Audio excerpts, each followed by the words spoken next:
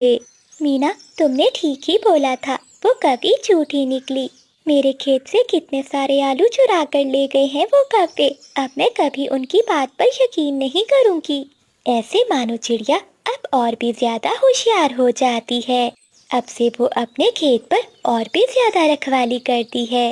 बिजली, अब तुम क्या झूठ बोलोगी? चिड़िया इस बार तुम्हारी बात पर विश्वास नहीं करने वाली।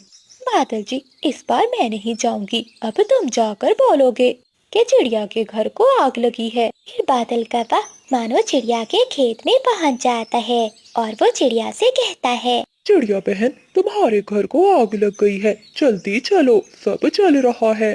धन्यवाद कव्वे भैया आपका, जो आप मुझे बताने के लिए यहाँ आए। अब आप यहाँ से जा सकते हो, मुझे बहुत काम करने हैं। मैं अपने खेत का सारा काम खत्म करके ही जाऊंगी। चिड़िया की ये बातें सुनकर बादल कौवा चुपचाप वहाँ से चला जाता है। पेड़ के पीछे छुपी बिजली का भी सब सुन रही थी। ये छोटी चिड़िया कुछ ज्यादा ही चालाक बन रही है। आज तो इसे सबक सिखाना ही पड़ेगा।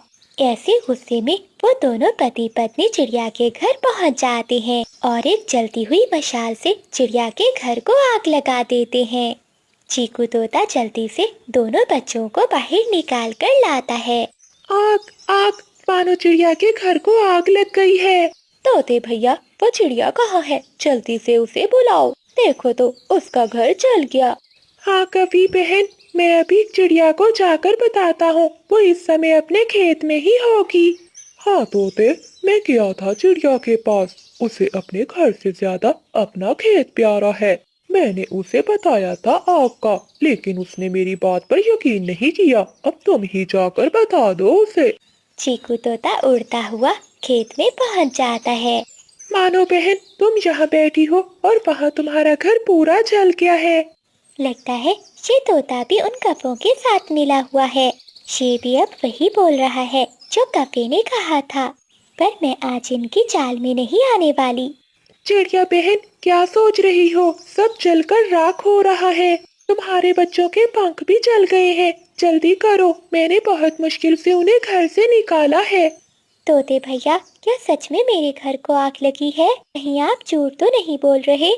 अरे चिड़िया बहन, मैं क्यों झूठ बोलूँगा? अब चलो जल्दी। मानो चिड़िया को तोते की बात पर यकीन आ जाता है और वो जल्दी से अपने घर की ओर भागती है।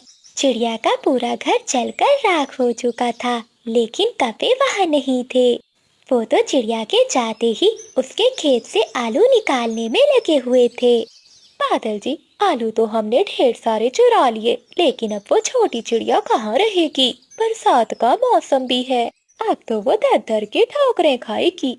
हाँ बिजली, तुम ठीक कह रही हो। भला कोई पक्षी हम कौवों का मुकाबला कर सकता है? वो दोनों कौवे बहुत खुश होते हैं। वहीं मानो चिड़िया रो रही थी। मैंने ये घर बहुत मेहनत से बनाया था, ये आग कैसे लग गई? मम्मा, मैंने खिड़की के बाहर कौवों को देखा था, तभी थोड़ी देर बाद हमारे घर को आग लग गई। मुझे तो उन कौवों पर ही शक है। बेटी, अब तो ऊपर वाला ही न्याय करेगा। जिसने मेरे घर को जलाया है, एक दिन उसे भी बुरी सजा मिलेगी। फिर मानो चिड़िया और उसके बच्चे अपने खेत में चले जाते हैं।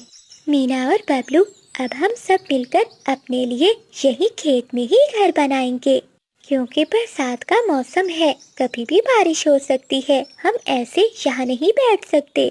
फिर मानो चिड़िया जंगल से सूखी लकड़ियाँ लाती है और बच्चे सूखे तिनके, वो सब मिलकर अपने लिए एक रहने के लायक घर बना लेते हैं। अगली सुबह होते ही जंगल में बारिश भी शुरू हो जाती है। बच्चों, समय रहते हमने अपना घर बना लिया, अब हमें कोई चिंता नहीं। हाँ मम्मा, हम अपने खेत में रहकर अपने खेत की भी रखवाली कर सकते हैं। बादल जी,